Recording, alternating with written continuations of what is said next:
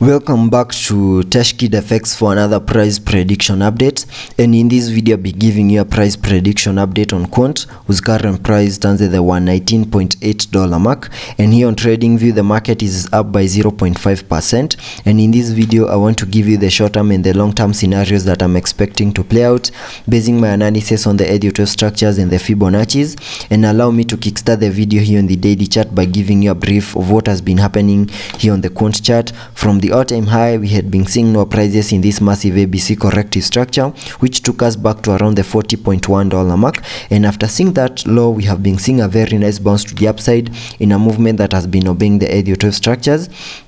And if I jump to the 4-hour chart for further analysis, you can see I have this Elliot structure over here in blue, having the wave 5 making a peak at around the $229 mark, and also completing the formation of a higher Elliot wave count 1. And after seeing the formation of a higher Elliot wave count 1, whatever we expect next is a bit of a corrective structure in the formation of a higher Elliot wave count 2. And I believe there are chances that we might not have seen the low for this higher Elliot wave count 2 at around the $94.4 mark. And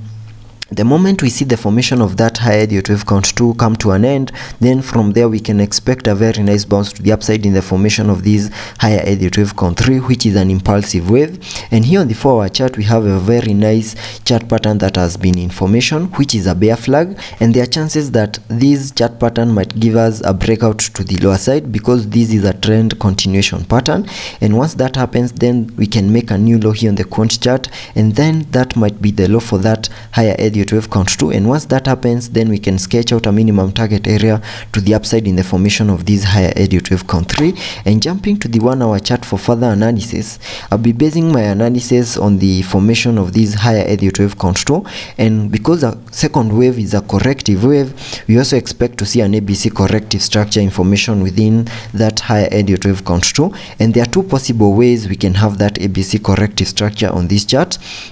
And the very first one is having this as a massive wave A,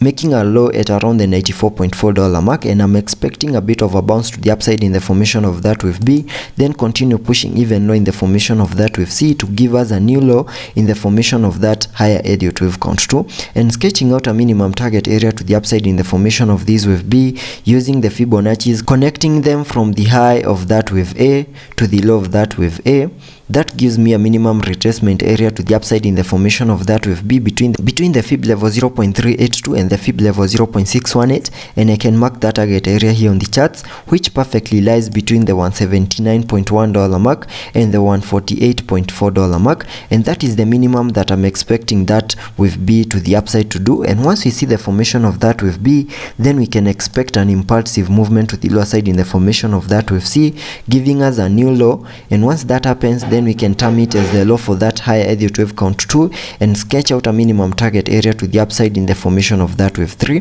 The other possible way of having this ABC corrective structure is having this as our wave A, though it's very short. Then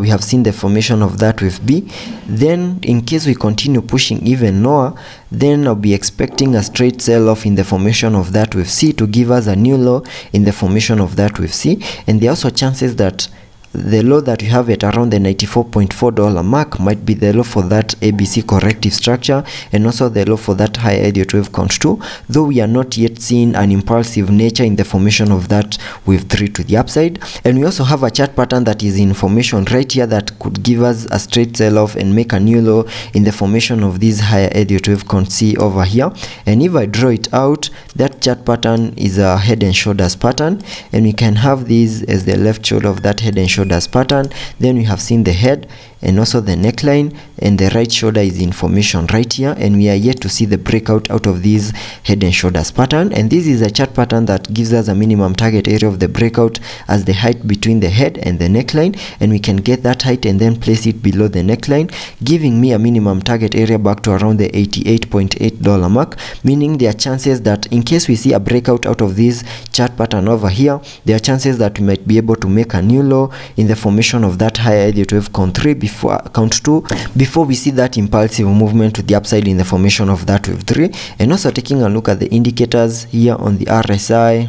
On the RSI, we are trading at around the 40.39 mark, meaning we have massive room for us to support any movements to the upside and also to the lower side. Also taking a look at the MACD, here on the MACD we have been able to print a bearish cross, meaning lower prices are coming our way, and there are chances that we might be able to see a breakout out of this in a head and shoulders pattern and continue pushing lower and make a new low in the formation of that higher Elliott wave count 2. And that's the update for Quant.